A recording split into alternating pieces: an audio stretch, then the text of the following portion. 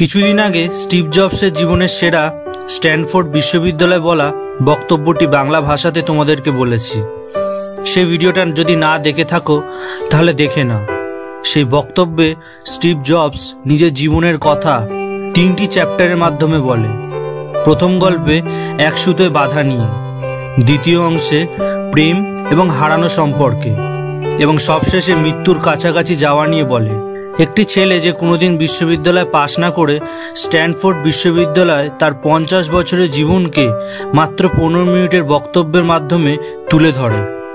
কিভাবে বন্ধুদের ঘরে মেঝেতে শুয়ে, কিভাবে ব্যবহৃত কোকের বোতল বিক্রি করে খাবার খেতেন, এবং নিজের চেষ্টায় জীবনের সমস্যার সাথে মোকাবিলা করে কিভাবে ম্যাকিনটশ, আইফোন, আইপ্যাড বাজারে নিয়ে আসে, টেকনোলজির অফুরন্ত ভাণ্ডার নিয়ে আসে, তারপর নিজের কোম্পানি থেকে কিভাবে তাড়িয়ে দেওয়া হয় এবং মৃত্যুর একদম কাছাকাছি যায়, সেইটা তিনি তার বক্তব্যে প্রকাশ করেন।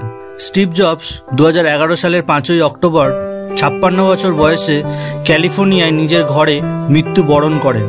মৃত্যুর আগে তিনি এমন কিছু বলে যান যা শুনে তোমার হৃদয় কেঁপে উঠবে। কি সেই বক্তব্য? কি বলেছেন ম্যাকিনটশ আইফোন সৃষ্টিকর্তা স্টিভ জবস মৃত্যুর আগের মুহূর্তে? তাহলে দেরি না করে চলো ভিডিওটা শুরু করা যাক।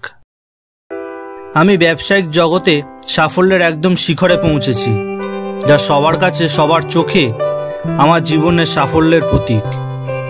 তবে কাজ বাদ দিয়ে কাজের বাইরে আমার আনন্দ একদমই কম ছিল। সম্পদের মায়া জড়িয়েছিলাম সারা জীবন। শেষ পর্যন্ত আমার সম্পদ আমার জীবনের নির্মম সত্যটা বুঝিয়ে দিল। এই মুহূর্তে আমার বিছানায় শুয়ে এবং আমার জীবনকে স্মরণ করে আমি বুঝতে পারি যে আমি যে সমস্ত স্বীকৃতি এবং সম্পদ নিয়ে এত গর্ব করেছিলাম তা আমার মৃত্যুর মুখে নাল হয়ে গেছে, অর্থহীন হয়ে গেছে। তুমি জীবনে যত বড়ই সাফল্যের পিছনে দৌড়াও না কেন, তোমার শেষ ইচ্ছা, শেষ সাফল্য মৃত্যুর কাছে দাঁড়িয়ে যাবে। তুমি যদি ভেবে থাকো অর্থ, সম্মান তোমাকে সব দিক থেকে খুশি করবে, তাহলে তুমি এখনো অন্ধকারে রয়েছো। সময় থাকতে বেরিয়ে আসো। তুমি কতটা ধনী অথবা বড়লোক হলে এটা শ্মশানে অর্থহীন, কিন্তু তুমি দিনের শেষে এই কথাটা, আজ আমি কিছু করতে পেরেছি, আমি কি করলাম, অনেক মূল্যবান। তোমার হারানোর কিছু নেই, তুমি সব হারিয়েই বসে আছো। দিনের ব্যস্ততার পর গভীর রাতের সময়টাতে নিজেকে কখনো প্রশ্ন করো, মৃত্যুর আগে তোমাকে কি আজকের দিনটা শান্তি দেবে? যদি উত্তর না হয়, তাহলে তুমি আজ অশান্তি মন নিয়েই এই প্রশ্নটা খুঁজছো। তুমি তোমার জন্য গাড়ি চালানোর জন্য কাউকে নিয়োগ করতে পারো, তুমি তোমার অর্থ উপার্জন করার জন্য কাউকে নিয়োগ করতে পারো, কিন্তু তুমি কাউকে তোমার অসুস্থতা সহ্য করাতে পারবে না। জীবনে অর্থ এবং সম্পদ কখনো শান্তি আনতে পারে না, সেটা একমাত্র নিজের ভালোবাসা, গভীর মমতা আনতে পারে। তবে এইটা ঠিক, সব কিছু না থেকে শুধু শান্তি আসে না, সব কিছু মিশিয়ে ব্যালেন্স বানিয়ে নিতে হয়। পুরো পৃথিবীকে দেখো, শুধু সম্পদের পিছনে হাহাকার করে জীবন কখনো খুঁজে পাবে না। পৃথিবীর সবচেয়ে দামি বিছানা কি জানো? হাসপাতালের মৃত্যুশয্যা। হারিয়ে যাওয়া বস্তুগত জিনিস খুঁজে পাওয়া যায় বা প্রতিস্থাপন করা যায়, কিন্তু একটা জিনিস আছে যা হারিয়ে গেলে পাওয়া যায় না, জীবন। তুমি এখন জীবনে যে পর্যায়ে থাকো না কেন, সময়ের সাথে সাথে তুমিও সেই দিনের মুখোমুখি হবে যখন পর্দা পড়ে যাবে, যখন মৃত্যু তোমার সামনে হাজির হবে। তোমার পরিবারের জন্য ভালোবাসা, তোমার স্ত্রীর জন্য ভালোবাসা, তোমার বন্ধুদের জন্য ভালোবাসা। নিজের সাথে ভালো আচরণ করো এবং অন্যকে বুঝে নাও। তুমি একটা $3000 বা একটা $30 ঘড়ি পরো না কেন, উভয় তোমাকে একই সময় বলে দেবে। তুমি 5000 টাকার জুতো পরো অথবা 500 টাকার, দুটোই পায়ের নিচেই থাকবে। তুমি 1000 টাকার জামা পরো অথবা 200 টাকার, তোমার চরিত্রটাই আসল। তুমি বুঝতে পারবে যে তোমার প্রকৃত অভ্যন্তরীণ সুখ এই জগতের বস্তুগত জিনিস থেকে আসে না। হয়তো তুমি প্লেনের প্রথম স্থানে বসেছো অথবা পিছনে, যদি প্লেনটি নিচে আসে, তোমাকেও এটির সাথে নিচে আসতেই হবে। অতএব আমি আশা করি তুমি বুঝতে পারবে, যখন তোমার সঙ্গী, বন্ধু এবং পুরনো বন্ধু, ভাই এবং বোন থাকবে, যাদের সাথে তুমি আড্ডা দাও, হাসো, কথা বলো, গান করো, উত্তর, দক্ষিণ, পূর্ব, পশ্চিম বা স্বর্গ ও পৃথিবী সম্পর্কে কথা বলো, সেইটাই সত্যিকারের সুখ। কিন্তু তাই বলে এই নয় তুমি নিজের দায়িত্ব থেকে সরে অর্থহীন মানুষ রূপে এই সুখের মধ্যে পড়ে থাকো।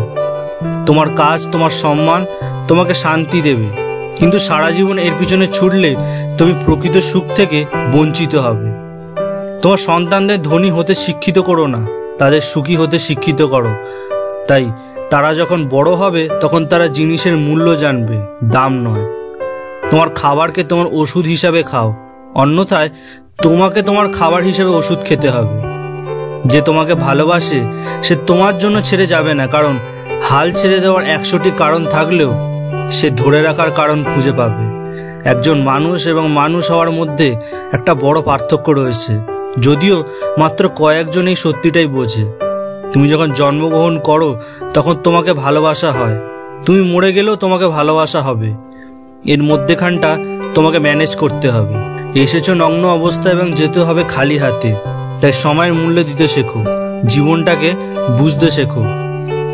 বিশ্বের সেরা 6 চিকিৎসক হলো সূর্যলোক, বিশ্রাম, ব্যায়াম, খাদ্যাভ্যাস, আত্মবিশ্বাস এবং বন্ধু। সব পর্যায়ে তাদের বজায় রাখো এবং একটি সুস্থ জীবন উপভোগ করো। বন্ধুরা, জীবনে নিজের কাজকে ভালোবাসো, প্রেম করো, নিজের প্যাশনই শান্তি আছে। কিন্তু সত্যিকারের সুখটা সম্পদ কখনোই নয়। বাইরের ও ভিতরের শান্তি এবং বাইরের সুখ তোমাকে তোমার ইচ্ছা এবং প্যাশন থেকে পাবে, কিন্তু ভিতরের সুখ কখনোই নয়। সবশেষে এটাই বলবো, বিশ্বের সেরা ধনী হওয়া মুখ্য বিষয় নয়, কিন্তু রাতে ঘুমোতে যাওয়ার আগে এইটা যেন বলতে পারো, হ্যাঁ, আজ আমি দারুণ কিছু করেছি, আমি দারুণ কিছু করতে পেরেছি। জীবনে সব কিছু সহজ, শুধু সেইটার জন্য অনুভূতি দরকার। ভিডিওটা ভালো লাগলে লাইক ও শেয়ার করো। দেখা হবে পরের ভিডিওতে। মনে রাখবে, তোমার ভবিষ্যৎ তোমার হাতে।